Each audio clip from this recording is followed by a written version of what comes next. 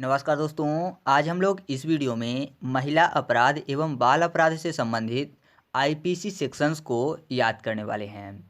मैं आपसे इतना ही कहूँगा कि सभी वीडियो एग्ज़ाम की दृष्टि से बिल्कुल ही महत्वपूर्ण होते हैं और यह भी है, लेकिन यह एग्ज़ाम की दृष्टि के साथ साथ हमारे नॉलेज के लिए भी बहुत ही ज़रूरी है। अगर आप फीमेल हैं तब भी आपके लिए बहुत ज़रूरी है और अगर आप मेल हैं तब भी आपको यह जानकारी होना बहुत ही ज़रूरी है। तो मैं आपसे इतना ही कहूँगा कि इस ट्रिक को केवल और केवल आप याद करने की दृष्टि से ही देखिएगा। किसी अन्य ढंग से सोचने की बिल्कुल भी ज़रूरत नहीं है, क्योंकि मैं यह वीडियो आपको याद कराने के लिए ही बना रहा हूँ। ठीक है, तो देरी न करते हुए चलिए शुरू करते हैं। पहला है अश्लील कार्य करना या कि अश्लील गाने गाना। यह आईपीसी सेक्शन 294 के अंतर्गत आता है। याद करना है तो यहाँ पर अश्लील गाने गाना या कि अश्लील कार्य करने की बात हो रही है महिलाओं के खिलाफ। तो क्या होता है कि अगर कोई भी व्यक्ति ऐसा कार्य करता है तो सामने वाला हमेशा यही बोलता है, अगर वह सही है, क्या बोलता है कि दो उसको थप्पड़ कि वह नाच जाए, है ना। बोलते हैं ना कि उसके कान में ऐसा थप्पड़ दो कि पूरा वह नाच जाए। तो नाचने में सब छिपा हुआ 9 और 4, 2 थप्पड़ तो 2 से 2, तो 2 9 4 यानी 294। तो आप ऐसे याद कर सकते हैं कि अश्लील कार्य करना या कि अश्लील गाने गाना कौन से आईपीसी सेक्शन के अंतर्गत आता है? IPC section 294। ठीक है, आगे बढ़ते हैं। अगला है महिलाओं की शालीनता को ठेस पहुंचाने हेतु गलत गलत इशारे करना। यह आईपीसी सेक्शन 509 के अंतर्गत आता है। अगर कोई भी व्यक्ति ऐसा कार्य करता है तो उसे आईपीसी सेक्शन 509 के अंतर्गत सजाएं हो सकती हैं। याद करना है तो यहाँ पर 509 में सब छुपा हुआ है पास आओ ना, है ना। क्या सब छुपा हुआ है? पास आओ ना। अगर कोई व्यक्ति दूर से गलत गलत इशारे करता है तो महिलाएं क्या बोलती हैं? पास आओ ना, तब बताऊं तुमको फिर मैं। क्योंकि जब तक दूर है तब तक तो वह गलत इशारे कर सकता है, लेकिन जैसे ही वह पास आया तो पिट जाएगा। तो महिलाएं क्या बोलती हैं कि पास आओ ना, तब मैं तुमको समझाऊं अच्छे से। तो पास आओ ना में सब छुपा हुआ है 5, आओ फॉर ओ और ना फॉर 9। 5 ओ और 9 यानी 509। तो आप ऐसे याद कर सकते हैं कि महिलाओं की शालीनता को ठेस पहुंचाने हेतु गलत गलत इशारे करना कौन से आईपीसी सेक्शन के अंतर्गत आता है? आईपीसी सेक्शन 509 के अंतर्गत। ठीक है, आगे बढ़ते हैं। अगला है यौन उत्पीड़न करना, जो कि आईपीसी सेक्शन 354 ए के अंतर्गत आपराधिक कार्य है। याद करना है तो यहाँ पर 354 में एक शब्द छिपा हुआ है 3 पंचर, और यौन में एक शब्द छिपा हुआ है यान। यान यानी एरोप्लेन की बात हो रही है। तो आपको पता है अगर कोई भी व्यक्ति यान को पीड़ा पहुंचाना चाहता है तो ये क्या करेगा? यान के 3 टायर होते हैं, है ना। हवाई जहाज़ के 3 टायर होते हैं, तो तीनों टायर को क्या कर देगा? पंचर कर देगा। अगर वह यान के तीनों टायर को पंचर कर देता है तो जाहिर सी बात है कि यान को वह पीड़ा पहुंचा रहा है। तो आप ऐसे याद कर सकते हैं कि यौन उत्पीड़न कार्य करना कौन से आईपीसी सेक्शन के अंतर्गत आपराधिक है? 3 पंचर से 354। और जो एरोप्लेन की स्पेलिंग होती है वह स्टार्ट कहाँ से होती है? ए से, AEROPLANE, तो ए से स्टार्ट होती है। तो आप ऐसे याद कर सकते हैं कि यह 354 ए के अंतर्गत आपराधिक कार्य है। ठीक है, आगे बढ़ते हैं। अगला है महिलाओं को निर्वस्त्र करना, जो कि आईपीसी सेक्शन 354 बी के अंतर्गत एक आपराधिक कार्य है और इसी के अंतर्गत लोगों को सजाएं मिलती हैं अगर कोई व्यक्ति ऐसा करता है तो इसको याद करने के लिए मैं आपको बता दूं कि अगर किसी भी वस्त्र को पत्ती से फाड़ दिया जाए या फिर चीर दिया जाए, आप ऐसा भी बोल सकते हैं, क्योंकि फाड़ से हो जाएगा 4 और चीर से हो जाएगा 4। तो दोनों तरीके आप बोल सकते हैं कि अगर वस्त्र को पत्ती से फाड़ दिया जाए या कि चीर दिया जाए तो जाहिर सी बात है कि सामने वाला क्या हो जाएगा? निर्वस्त्र हो जाएगा, है ना। तो पत्ती से हो गया 35 और चीर या कि फाड़ से 4 या कि 4, तो 35 और 4 यानी 354। और आपको पता है अगर किसी का वस्त्र फट जाए तो उसकी बॉडी दिखने लगती है, तो बॉडी की स्पेलिंग बी से स्टार्ट होती है और बी से आप याद कर सकते हैं कि यह 354 बी के अंतर्गत एक आपराधिक कार्य है। ठीक है, मैं आपको एक बार फिर से बोलूँगा कि यह ट्रिक केवल और केवल याद कराने के लिए है, तो केवल और केवल आप इसी दृष्टि से ही वीडियो को देखिएगा। और अगर आपको ऐसा लगता है कि यह वीडियो आपके लिए हेल्पफुल नहीं है तो आप वीडियो को यहीं से रोक कर जा सकते हैं। तो चलिए आगे बढ़ते हैं। अगला है दहेज मृत्यु, जो कि आईपीसी सेक्शन 304 बी के अंतर्गत एक आपराधिक संज्ञा है। मतलब अगर किसी महिला की दहेज के कारण मृत्यु हुई है तो उसके अपराधी को धारा 304 बी के अंतर्गत ही सजाएं मिलेंगी। याद करने के लिए मैं आपको बता दूं कि दहेज में एक शब्द छिपा हुआ है दही, है ना। दहेज में एक शब्द छिपा हुआ है दही, और दही किसका फेवरेट था? कान्हा जी का, यानी भगवान कृष्ण का। आपको पता है कि भगवान कृष्ण ट्री के ऊपर चढ़े रहते थे, और जैसे ही गोपियाँ मटका लेकर जाती थी तो वह ऊपर वाले मटके को चुरा लेते थे, है ना। कान्हा ट्री के ऊपर चढ़े रहते थे, कान्हा और उनकी पूरी गैंग जो होती थी सब ट्री के ऊपर चढ़े रहते थे, और जैसे ही वहाँ से गोपियाँ निकलती थी तो ऊपर वाला मटका चुरा लेते थे। तो आपको पता है जो मटका है वो कैसा दिखता है? जीरो के आकार का, है ना। तो ट्री के ऊपर चढ़े रहते थे तो ट्री से हो गया 3, मटका जीरो जैसे दिखता है तो जीरो, और चुरा लेते थे तो चुरा लेने से 4, तो हो गया 304। और यह कौन थे? सब के सब बॉय थे, है ना, सब के सब लड़के थे। तो बॉय से बी शब्द आएगा, क्योंकि जो बॉय है वह बी से जुड़ा हुआ है। तो आप ऐसे याद कर सकते हैं कि दहेज मृत्यु के अंतर्गत कौन से सेक्शन के अंतर्गत सजाएं होती हैं? आईपीसी सेक्शन 304 बी के अंतर्गत। ठीक है, आगे बढ़ते हैं। अगला है रति क्रिया, यानी महिला का दैनिक कार्य करते हुए छुप कर देखना। यह एक आपराधिक संज्ञा है जो कि आईपीसी सेक्शन 354 सी के अंतर्गत आता है। यानी कोई व्यक्ति अगर ऐसा काम करता है तो उसको आईपीसी सेक्शन 354 सी के अंतर्गत सजाएं दी जाएंगी। याद करना है तो यहाँ पर एक शब्द लिखा हुआ है रति क्रिया, अर्थात यहाँ पर याद करने के लिए कर लेते हैं रात की क्रिया। और यहाँ पर एक शब्द लिखा हुआ है दैनिक कार्य करते हुए छिप कर देखना। तो क्या होता है कि अगर किसी का पति घर में नहीं है तो जाहिर सी बात है कि महिलाओं को कमज़ोर समझ के वहाँ पर चोरी करने के लिए चोर आ जाते हैं, और वह देखते रहते हैं कि जैसे ही यह सो जाएगी तो उसके बाद मैं चोरी कर लूँगा। यानी महिला को देख रहे हैं कि कब वह सोती है, क्यों? उसका पति तो घर में है नहीं, वह अकेली है, तो चोरी करने के लिए वह अच्छा टाइम था।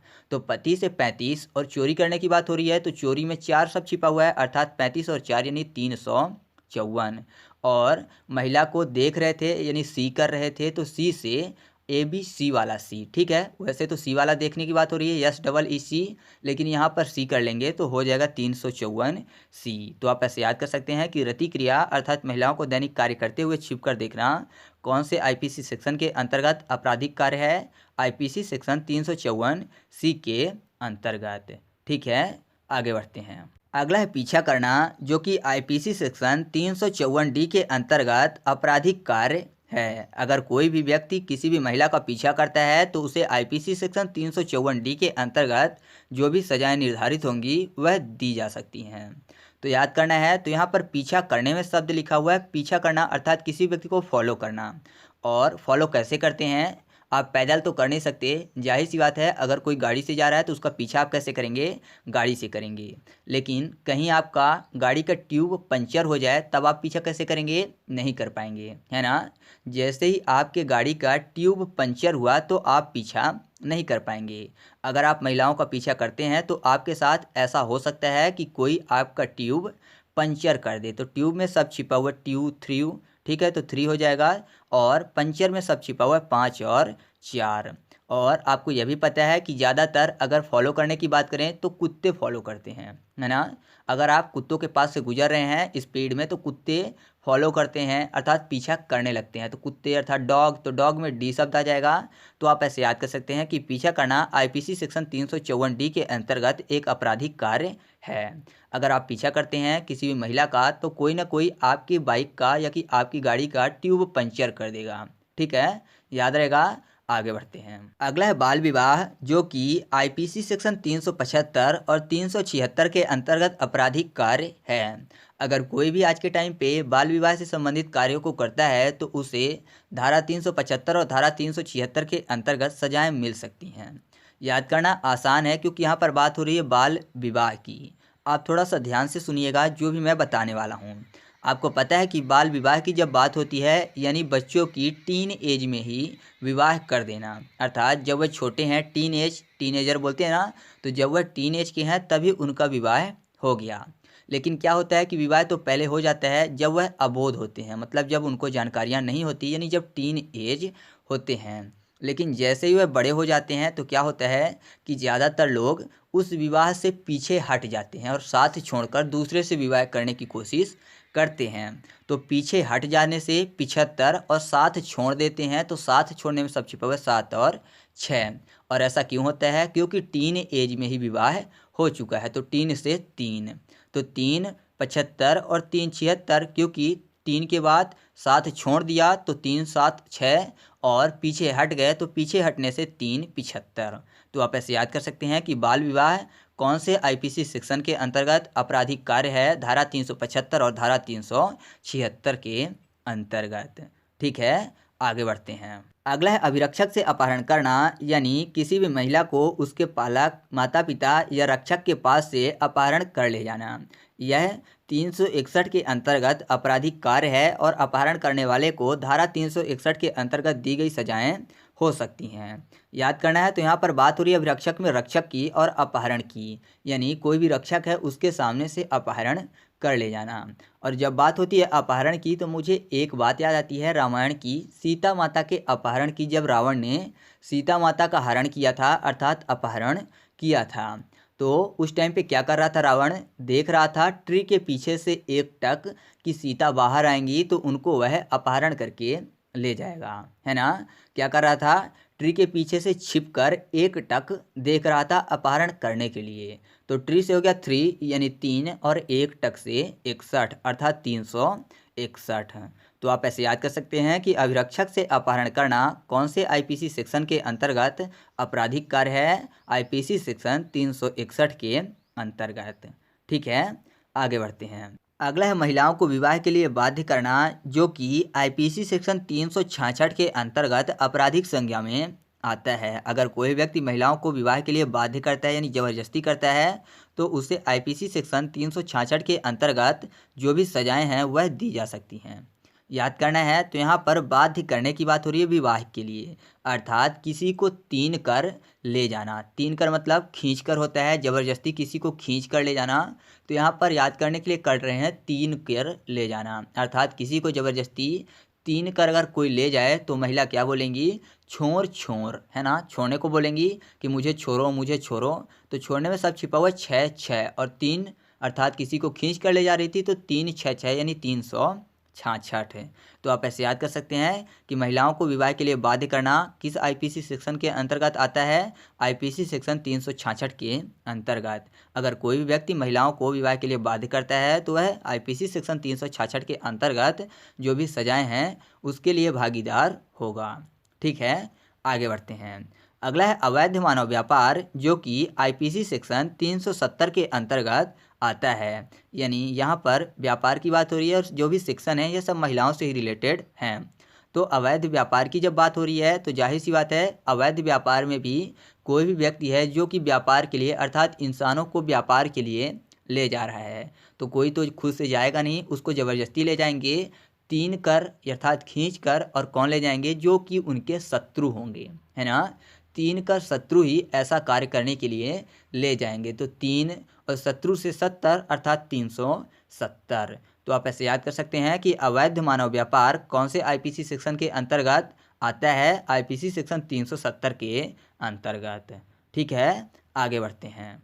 अगला है तेजाब डालना, जो कि आईपीसी सेक्शन 326 ए और 326 बी के अंतर्गत आपराधिक संज्ञा में आता है। अगर कोई भी पुरुष किसी भी महिला के ऊपर तेजाब डालता है तो वह आईपीसी सेक्शन 326 ए और बी के अंतर्गत जो भी सजाएं हैं वह उन सजाओं का भागीदार होगा। याद करना है, तो यहाँ पर याद करने के लिए मैं आपको बता दूं कि यहाँ पर एक शब्द लिखा हुआ है तेजाब में जॉब, और जाहिर सी बात है अगर किसी व्यक्ति की जॉब लग जाती है तो वह आज के टाइम पे तीनों लोगों में उसकी छवि जो है बहुत अच्छी हो जाएगी, है ना। अगर किसी की जॉब लग गई है, कोई अच्छी जॉब, तो जाहिर सी बात है तीनों लोगों में उसकी छवि बढ़ जाएगी। तो तीनों लोगों में हो गया 3 और छवि से 26 अर्थात 326।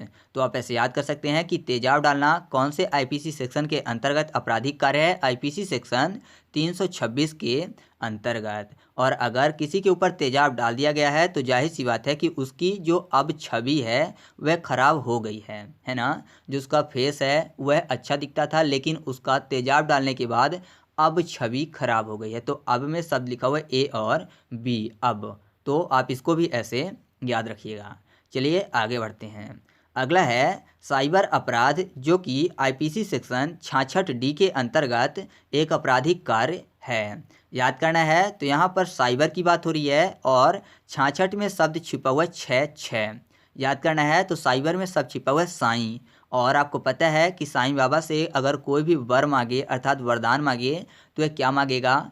पैसा मांगेगा, शिक्षा मांगेगा या फिर कुछ और मांगेगा। तो आप बोलेंगे कि सामने वाला अगर वर पाए साईं बाबा से तो वह हमेशा ही शिक्षा मांगेगा। अगर उसके पास शिक्षा है तो वह पैसे भी कमा लेगा और भी जो चीज़ें हैं सब अर्जित कर लेगा। तो शिक्षा को अगर कोई भी तोतला व्यक्ति बोले कि साईं वर दो मुझे शिक्षा, है ना, साईं बाबा मुझे वरदान में शिक्षा चाहिए, तो शिक्षा में सब छुपा हुआ है 6 और 6। तो 6 और 6 से 66 और वर मांग रहा है, वर यानी वरदान अर्थात डिमांड कर रहा है। तो डिमांड जो है वह डी से स्टार्ट होता है, तो 66D। तो आप ऐसे याद कर सकते हैं कि साइबर अपराध आईपीसी सेक्शन 66D के अंतर्गत आता है। ठीक है, क्योंकि कोई भी बच्चा है जो साईं बाबा से डिमांड कर रहा है कि साईं बाबा मुझे शिक्षा चाहिए। ठीक है, आगे बढ़ते हैं। अगला है घरेलू हिंसा, जो कि आईपीसी सेक्शन 498A के अंतर्गत आपराधिक कार्य है। याद करना है, तो घरेलू हिंसा की बात हो रही है अर्थात घर में महिलाओं के साथ मारपीट करना। मारपीट करना यानी ऊंची आवाज़ में बात करना या फिर हाथ उचाना। बोलते हैं ना कि कोई किसी ने अगर उचाया है हाथ महिलाओं के ऊपर तो वह क्या होगा? घरेलू हिंसा ही होगा। तो उचाने से हो गया 49 और हाथ से 8। महिलाओं के ऊपर उचाया हाथ तो वही हो गया घरेलू हिंसा। तो उचाने से 49 और 8, तो 49 और 8 से 498। और कोई भी व्यक्ति अगर मारता है तो जोर से बोलता है ना ए, तो ए से आप याद कर सकते हैं 498A। तो घरेलू हिंसा कौन से आईपीसी सेक्शन के अंतर्गत आपराधिक कार्य है? 498A के अंतर्गत। ठीक है, आगे बढ़ते हैं। अब महिलाओं से संबंधित दो और अपराध हैं, जैसे कि एकल बलात्कार, जो कि आईपीसी सेक्शन 294, 375 और 376 के अंतर्गत आपराधिक कार्य है। साथ ही सामूहिक बलात्कार, जो कि आईपीसी सेक्शन 376 के अंतर्गत आपराधिक कार्य है और इन्हीं के अंतर्गत सजाएं मिलती हैं। तो इनके लिए मैं आपको अलग से ट्रिक नहीं बताऊंगा। आपको मैंने पहले ही बताया था कि जो 294 है उसमें अश्लील कार्य करना और अश्लील गाने गाना आता है। ठीक है, तो 294 जो कि एकल बलात्कार में शामिल है आईपीसी सेक्शन। और अगर बात करें 375 और 376 की, तो यह बाल विवाह में भी था, है ना। बाल विवाह भी धारा 376 और धारा 375 से जुड़ी हुई थी। तो आपको इन दोनों को ऐसे ही याद रखना है, इनके लिए मेरे पास कोई भी ट्रिक नहीं है।